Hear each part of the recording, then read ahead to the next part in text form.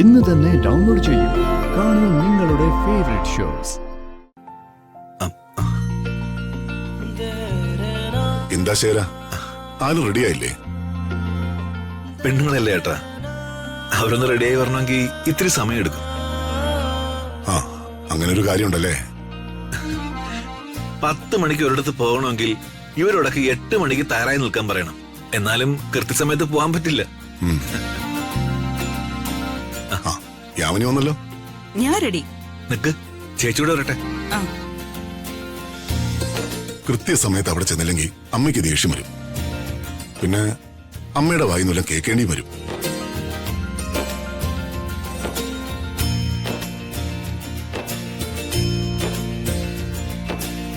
എന്നെ കാത്തുനിന്ന് എല്ലാവരും മുഷിഞ്ഞോ? ഏയ് ഇല്ല ചേച്ചി, നമുക്കിറങ്ങിയാലോ? എടാ ദീപകെ, അപ്പോ എല്ലാം പറഞ്ഞ പോലെ. ശരി അമ്മേ. അതെന്താ ഇവൻ വരുന്നില്ലേ? ഇവനും കൂടി വന്നാ ഈ വീട്ടിൽ പിന്നെ ആരാ?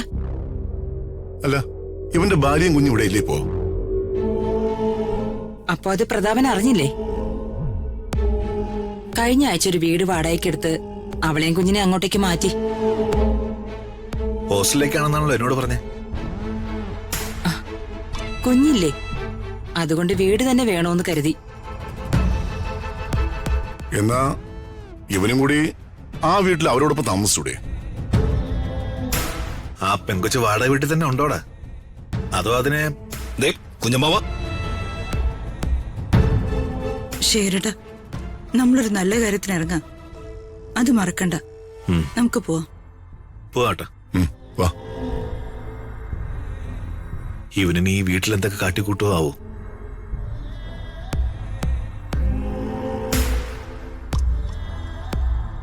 ഇവരോടൊപ്പം എന്തായാലും പോണ്ട. ചേച്ചി, ചേച്ചി വരുന്നില്ലേ? ഞാൻ വേറെ കാറി വന്നേക്കാ ശേഖര.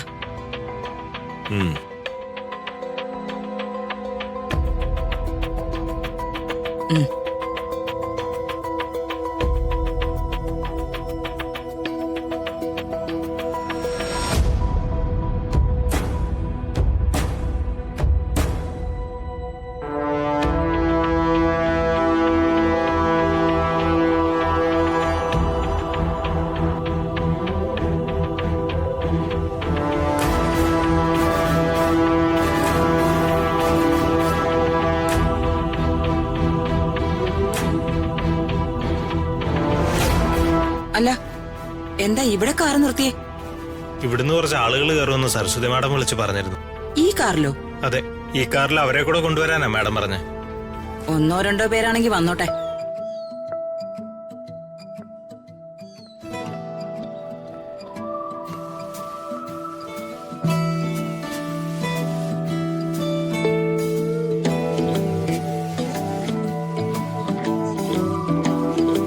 ഈശ്വര,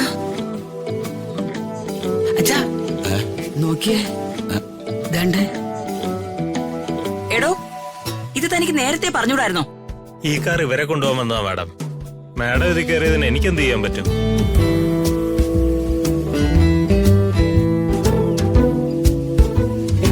കയറിക്കോളൂ. വർമ്മ സാറൊക്കെ മറ്റൊരു കാറിൽ മുമ്പേ പോയി. എരണ കെട്ടവളാണല്ലോ കാറില്. അകലേ നോവിനാലേ